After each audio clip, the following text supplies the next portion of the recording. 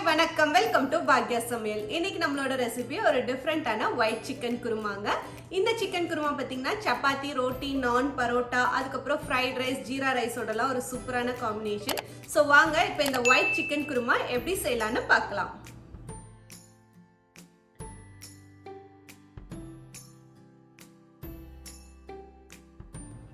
இன்னைக்கு இந்த சிக்கன் குருமா செய்யறதுக்கு நான் 1/2 கிலோ சிக்கன் எடுத்திருக்கீங்க. இப்போ இதை வந்து மேரினேட் பண்ணும். அதுக்கு ஃபர்ஸ்ட் இந்த சிக்கனை நம்ம ஒரு மிக்சிங் பவுல்ல சேர்த்திக்கலாம். சிக்கனை மேரினேட் பண்றதுக்காக ஃபர்ஸ்ட் சிக்கனோட 2 டீஸ்பூன் உப்பு சேர்த்திக்கலாம். அடுத்து 1 டீஸ்பூன் ஒயிட் பெப்பர், 1/4 கப் கெட்டியான தயிர்,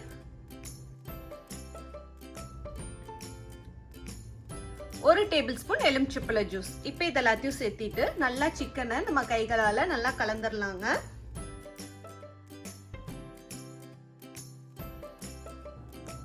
இப்போ நம்ம சிக்கனை மேரினேட் பண்ணியாச்சுங்க. இது ஒரு 10 நிமிஷம் மேரினேட் ஆகட்டும். இந்த ஒயிட் குருமாவை நல்லா ரிச் ஆக்குறதுக்காக நம்ம ஒரு முந்திரி பேஸ்ட் ரெடி பண்ணணும். இப்போ அடுத்து அதை நம்ம ரெடி பண்ண ஆரம்பிச்சிடலாம்.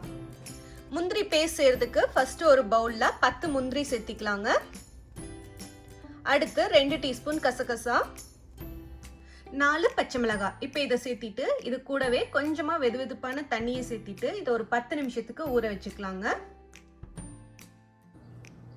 இப்போ நம்ம முந்திரி கசகசாலாம் ஊற வச்சாச்சுங்க. அது ஒரு 10 நிமிஷம் ஊறட்டும். அது நல்லா ஊறினதுக்கு அப்புறம் அதை மிக்சியில சேர்த்து அரைச்சு எடுத்துக்கலாம். அடுத்து இந்த குருமாக்கு நம்ம ஒரு ஆனியன் பேஸ்ட் ரெடி பண்ணோங்க. அதுக்கு ஒரு பேன்ல ஃபர்ஸ்ட் நம்ம 2 டேபிள் ஸ்பூன் எண்ணெய் சேர்த்திக்கலாம். எண்ணெய் சூடானதும் இதுல 6 பல் பூண்டு, ஒரு சின்ன துண்டு இஞ்சி, 1 கப் வெங்காயம். இப்போ இதெல்லாத்தையும் சேர்த்திட்டு ஸ்டவ்வை மீடியம் ஃப்ளேம்ல வச்சுட்டு இது வந்துட்டு ஒரு 5 நிமிஷத்துக்கு வதக்கிக்கலாங்க. இப்போ ஒரு 5 நிமிஷத்துக்கு அப்புறம் நம்மளோட வெங்காயம் நல்லா வதங்கிடுச்சுங்க. இன்னைக்கு நம்ம ஒயிட் குருமா செய்யறதுனால நம்மளோட குருமாவோட கலர் மாறாம இருக்கணும். அதனால வெங்காயத்தை ப்ரௌன் ஆக்கிடாதீங்க. ஸோ வெங்காயம் இந்த அளவுக்கு வதங்கினா போதும். இப்போ நம்ம ஸ்டவ்வை ஆஃப் பண்ணிட்டு இதை வந்து நல்லா ஆற வச்சுட்டு மிக்சியில சேர்த்து அரைச்சிக்கலாம்.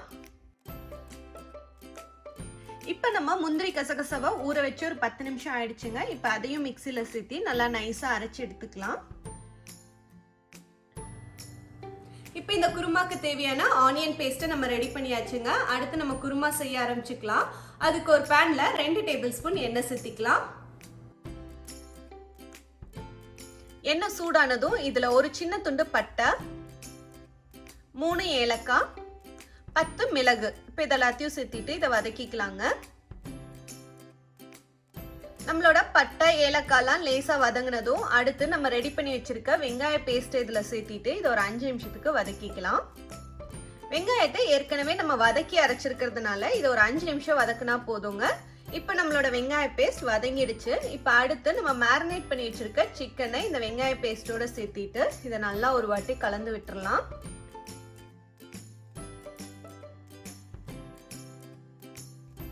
நல்லா கலந்ததுக்கு அப்புறம் இதை ஒரு மூடி போட்டு ஒரு 10ல இருந்து 15 நிமிஷம் இந்த சிக்கன் வேகிற வரைக்கும் நம்ம வெயிட் பண்ணலாங்க.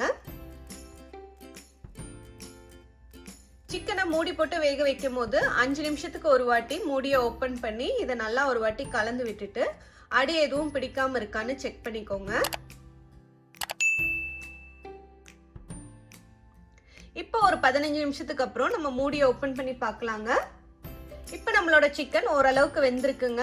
இப்போ இதை ஒரு வாட்டி நல்லா மிக்ஸ் பண்ணிட்டு நம்ம ஏற்கனவே சிக்கன் மேரினேட் பண்ணும்போது 2 டீஸ்பூன் உப்பு சேர்த்திருக்கோம். இப்போ திரும்பவும் நான் 1 டீஸ்பூன் உப்பு சேர்த்திக்கிறேன். அடுத்து நம்ம அரைச்சி வச்சிருக்க முந்திரி பேஸ்ட்டையும் இதோட சேர்த்திட்டு இதை ஒரு வாட்டி நல்லா கலந்துட்டு இதை திரும்பவும் மூடி போட்டு ஒரு 5ல இருந்து 10 நிமிஷம் வரைக்கும் வேக வச்சுக்கலாங்க.